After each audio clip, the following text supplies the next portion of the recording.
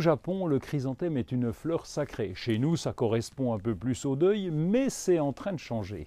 Le chrysanthème est importé en France au XVIIIe siècle. La fleur d'or, puisqu'on l'appelle ainsi, dès la Première Guerre mondiale, est utilisée pour rendre hommage aux innombrables victimes.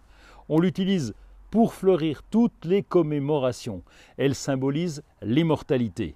Son image est bien différente ailleurs dans le monde. Par exemple, au Japon, il est l'emblème de la famille impériale. Et dans le langage des fleurs, il témoigne d'un amour sincère. Il symbolise même le bonheur, la loyauté et la longévité. Aux Pays-Bas, c'est la fleur que l'on offre pour les 13 ans de mariage. Et en Australie, c'est le cadeau parfait pour la fête des mères. Il faut le reconnaître, c'est une très belle plante avec des coloris très variés. On trouve des chrysanthèmes à fleurs simples. La fleur développe une seule rangée de pétales. Ça ressemble à s'y méprendre à de jolies marguerites. Mais il existe aussi des variétés aux fleurs doubles, formées de très nombreux pétales. Et ce qu'on adore, c'est bien évidemment le fameux chrysanthème en forme de pompon, qu'on appelle d'ailleurs communément la pomponnette.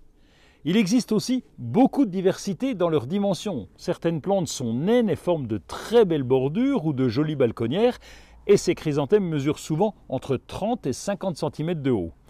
Ceux de moyenne taille vont de 60 à 80 cm, on peut dire que c'est les plus fréquents, et pour les grandes variétés, pratiquement plus d'1 mètre, elles seront parfaites en pleine terre. C'est bon à savoir, mais le chrysanthème préfère plutôt le plein soleil. L'avantage, c'est qu'il s'accommode de tous les types de sols, mais évitez quand même les terres trop acides. Surtout, veillez à les installer dans un substrat bien drainé. L'eau stagnante fait pourrir les racines assez rapidement. Dans les régions au climat doux, les chrysanthèmes peuvent rester en place pour l'hiver. Pensez à protéger le système racinaire avec du paillage. Dans les régions aux hivers froids, on peut le cultiver en pot et le rentrer hors gel. C'est le même principe que les géraniums au printemps, vous pouvez les ressortir après les grosses gelées.